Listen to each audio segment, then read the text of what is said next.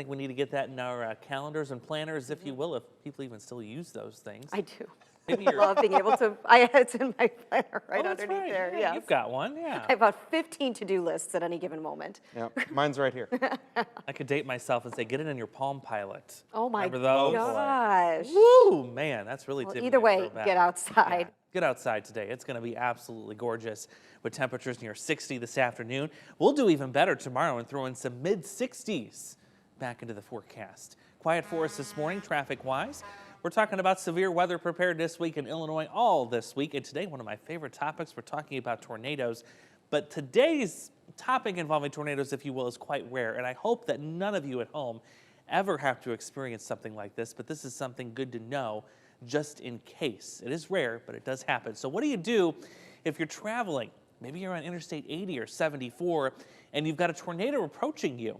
Well, there's a couple of scenarios here. One of them is involving very little traffic. If you've got the opportunity to turn around, especially at a right angle, to get away from this thing, that's a very good thing to do, by the way.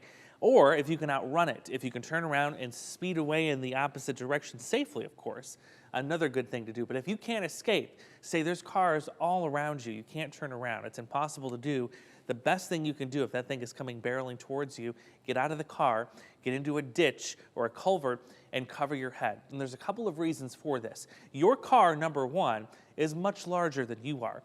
It's a bigger surface area, and that is more real estate for flying debris like rocks and pieces of building to hit it and impale it. And most oftentimes, when tornadoes get done with vehicles, they are just a mess. There is debris everywhere. They're crumpled into little pieces.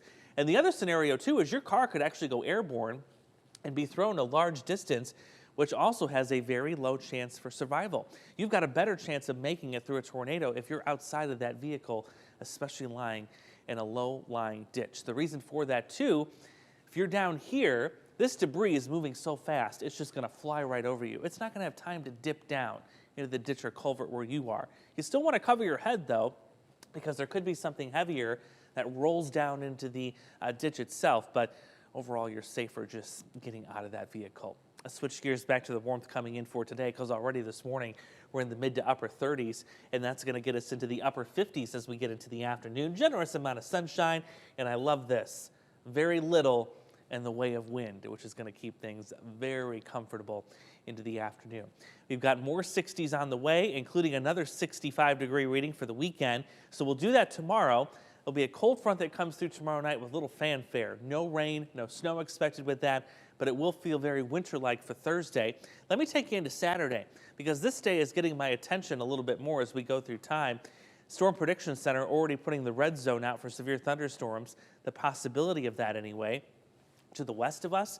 And the timing is going to favor the afternoon and evening. You see some storm energy. It's not a lot, but enough that we could get some feisty storms in here Saturday evening with some hail and damaging winds. So we're going to be watching that very carefully. Big change in temperatures because you're going from mid-60s to mid-40s, and oftentimes during that transition, things can get a little bumpy. So stick with us. We'll track it and fine-tune it here in the days ahead.